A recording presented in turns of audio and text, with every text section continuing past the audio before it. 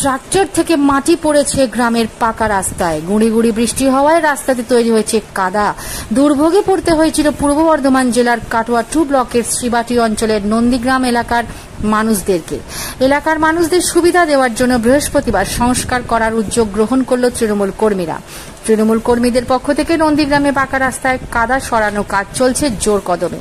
তৃণমূল কর্মীদের এই রকম উদ্যোগের সাধুবাদ জানিয়েছেন সকলেই। নিজস্ব সংবাদদাতা এমবিএস নিউজ। কি কাজ চলছে, কি কারণে চলছে?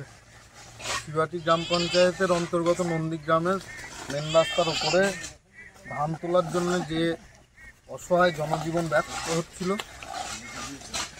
তার উদ্যোগে আজকে আমরা রাস্তা পরিষ্কার করার কাজ করছি। কি গ্রামবাসীর তরফ থেকে এবং আমরা তৃণমূল কংগ্রেসের কর্মীদের তরফ থেকে এই কাজ। মানুষের সমস্যা, মানুষের সমস্যা না হয়, যাতে মানুষ সুস্থভাবে যাতায়াত করতে পারে।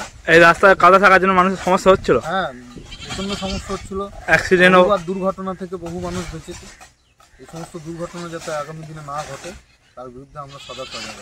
কাদাটাকে সরিয়ে রাখছেন না? হ্যাঁ। আপনার নাম? আমার নাম সুরজিৎ সাঁই। বাড়ি?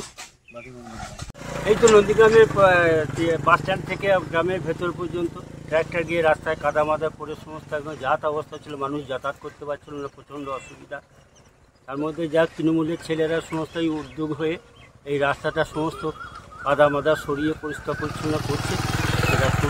কাদা থাকার জন্য মানুষের বিপদ হচ্ছিল, বিপদ, অ্যাক্সিডেন্ট হয়েছে এখানে। আপনি তো সাইকেল নিয়ে যেতেন? হ্যাঁ, সাইকেল নিয়ে, তো সাইকেল মোটরসাইকেল দুই নিয়ে যাতায়াত করি। খুব অসুবিধার মধ্যে থাকি আমরা।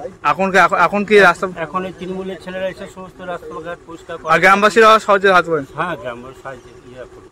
কেমন এই রাস্তা মেরামত পরিষ্কার করছে? খুব ভালো লাগে, খুব সুন্দর হয়েছে, খুব ভালো। আপনার নাম? অনন্তদেব রায়। বাড়ি? নন্দী।